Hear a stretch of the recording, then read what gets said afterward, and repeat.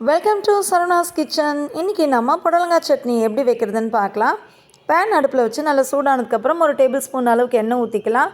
1/4 cup போல் உளுந்தம்பருப்பு, 2 spoon கடலைப்பருப்பு. இது நல்லா பொரியட்டும், கொஞ்சம் நேரம் வதக்கி விட்டுறலாம். 5 காஞ்ச மிளகா, காரத்துக்கு ஏற்றாப்புல நீங்கள் போட்டுக்கோங்க.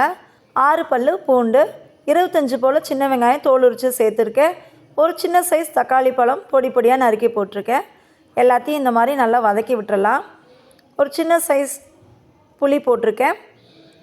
ஒரு புடலங்காய், கிட்டத்தட்ட இது வந்து 1/2 கிலோ இருந்துச்சு, நல்லா பொடி பொடியாக நறுக்கி போட்டிருக்கேன். தோலை மேலாக நல்லா சீவி எடுத்துட்டு அதுக்கப்புறம் வெட்டி போடுங்க. உப்பு போட்டுக்கலாம், தேவையான அளவு உப்பு போட்டாச்சு. ஸ்டவ் ஆஃப் பண்ணுறதுக்கு முன்னாடி 1/4 கப்பு போல் தேங்காய் சில் போட்டிருக்கேன். இப்போ இதை ஆற வச்சு நான் மிக்சியில் அரைச்சி எடுத்துட்டேன். மறுபடிக்கும் பேன் அடுப்பில் வச்சு ஒரு டேபிள் ஸ்பூன் அளவுக்கு எண்ணெய் ஊற்றிட்டு உளுந்து, கடுகு, கொஞ்சமாக சீரகம், ஒரு காஞ்ச மிளகா கிள்ளி போட்டிருக்கேன், பெருங்காயத்தூள், கருவேப்பிலை. இப்போ இதெல்லாம் நல்லா பொரியட்டும். கருவேப்பிலை நல்லா பொரிஞ்சதுக்கப்புறம் தாளித்து கொட்டிடலாம். அவ்வளோதான், நம்மளோட புடலங்காய் சட்னி சூப்பராக ரெடி ஆகிடுச்சு.